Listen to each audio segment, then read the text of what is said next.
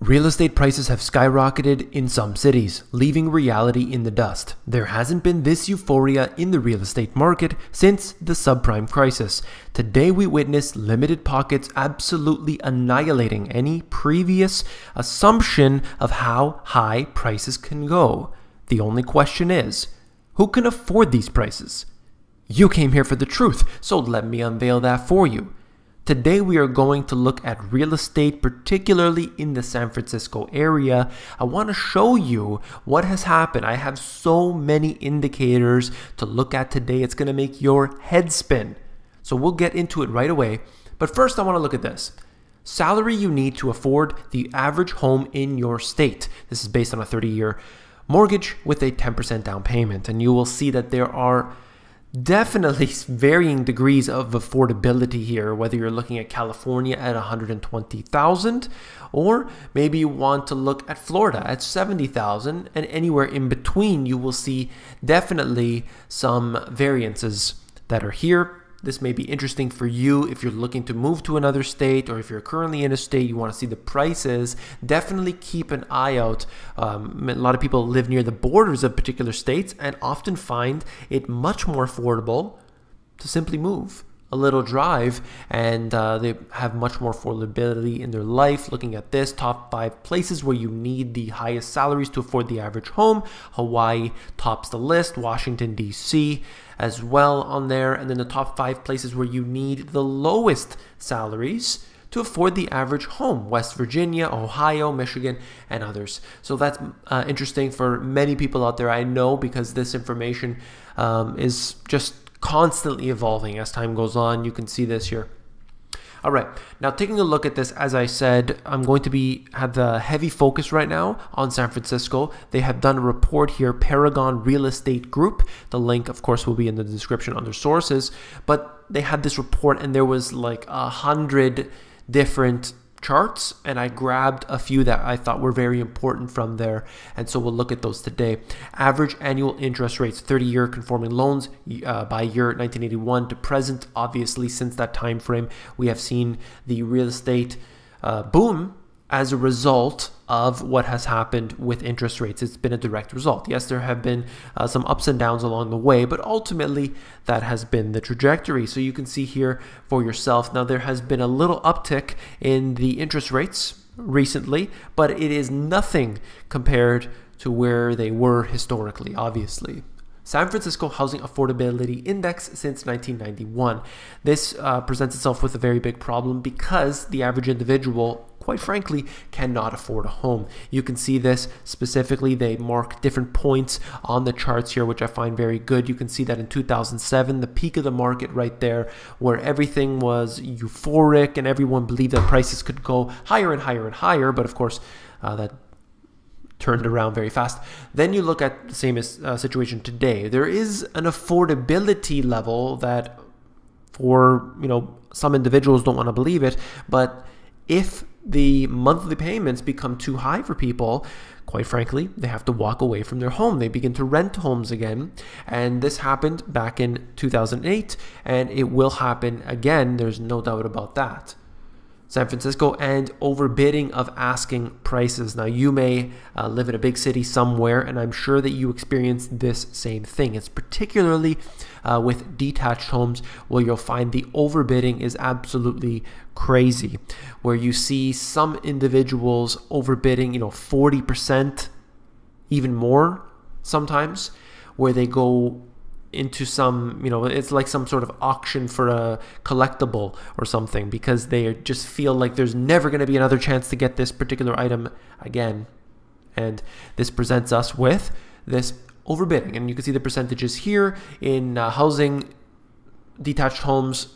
You'll see it at 114%, and it's fluctuating, of course, but ultimately the trend is upward. San Francisco Bay Area employment trends. Now, I thought this was quite bullish to begin with. You could see it here clearly on the rise, year after year after year. That's a good sign, right? Unfortunately, what we find is that a lot of these people that are working in this area cannot afford their homes. They cannot afford to make ends meet. Forget about the home. not even to be able to make ends meet. They work in low-paying jobs, and a lot of these jobs are temporary work. So it's not a good thing when you have the most expensive area, most expensive for real estate and other things, rent as well, and then you find that they unfortunately can't afford their living expenses. You have a recipe for disaster. So either the wages need to come up, the full-time employment needs to come up, or prices need to come down. But eventually everything reverts to the mean.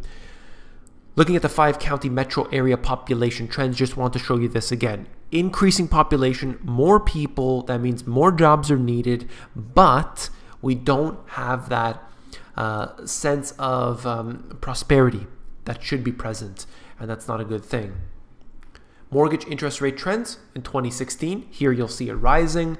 Looking at the average mortgage now, well over 4%, and I think that once it crosses that 5% barrier, we're going to have a very big problem. I don't think a lot of people can afford that 5% mortgage. It's a lot lower in areas like even Canada, for example. You look in Europe, it's significantly lower, and that allows this to continue on. And many people believe that simply the government will, if they see that prices are coming down, there's a problem, they'll just reduce the interest rates, allow it to continue on. And that might be, you know, in the short term, might be okay in terms of their goals of getting prices to rise. But in order to bring the prices higher by reducing interest rates, they have to use what's called open market operations. Open market operations is essentially printing money. So when you print money, you devalue the currency, you debase it, just like they did back in the Roman times, just in the great inflation of Athens. You can't mistake it. Every currency will be destroyed, and in this case here, this is a global central bank devaluation of all currencies, and it will happen again. Whether it happens because of this issue or another, it's simply a matter of time. San Francisco home price appreciation, median house and condo sales price 2012 to present. Look at this, $1.6 million for the San Francisco median sales price. I mean, that is insane. Condos are almost $1.2 million. It's not stopping. It's going up and up and up. And that's chasing the euphoria. But guess what? These people are eventually going to be the same situation that subprime was back in 2007. Many people thought, I'm not buying a subprime home, so I don't have to worry about the subprime crisis. But of course, that wasn't the case. Homes all over the world were affected by what happened with subprime. You cannot escape what's going to happen. Average dollar per square foot on sale, looking at this, over $1,100 here in 2018. That's insane. That's not normal. That's euphoria. No matter how you take a look at this in the condo market, single family stretching up to nearly $1,000 per square foot. It's quite amazing to see how high the prices have come, because you need to look at it price per square foot. That is very important, because you can then adjust, you know, different areas around the world have different sizes for the average home, and when you go price per square foot, it tends to make everything very standardized. Look at, for example, Manhattan, you're going to get a tiny unit, but you look at somewhere in the middle of the country, you're going to get probably bigger space. San Francisco median home price appreciation. Here you'll see the median sales prices going up into no man's land. This right here, the S&P CoreLogic Case-Shiller home prices, all 20 cities up year over year. That's not necessarily a good thing. If we had prosperity, it would be good. Unfortunately, not the case right now. Las Vegas, 11% increase. San Francisco, 10% increase. Seattle led the way with a 13% increase. If you think that's sustainable to have charts that go like this, you got something else coming. That's ridiculous to see that kind of level. The same thing that was experienced in Toronto leading up towards about April of 2017, and now things have really changed. But you had seen the biggest bubble, and then people realize, oh, wait a minute, I can't actually afford this home, and things change very quickly. Now, what do? You move into a more affordable housing. Well, look at these individuals. People have stopped paying their mobile home loans, and it's a warning sign for the economy. There are more delinquencies now than there were previously. UBS did some research finding that the 30-day plus delinquency level is now above 5%. This is the highest level since 2005.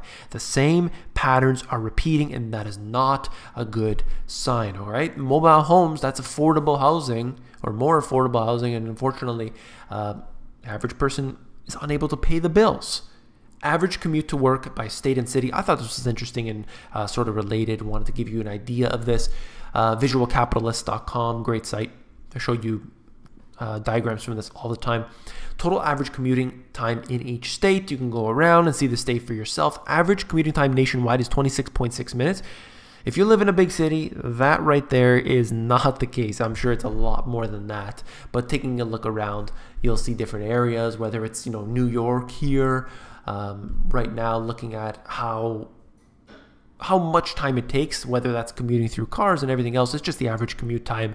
I thought it would be interesting just to put here at the end. If you want to see your state or anything else, all you need to do is go over to visualcapitalist.com. If you can't see yours on here, visualcapitalist.com, and take a look. It's right on the main page, or go to the sources in this video. If you found this video informative, please give me a thumbs up. We got one.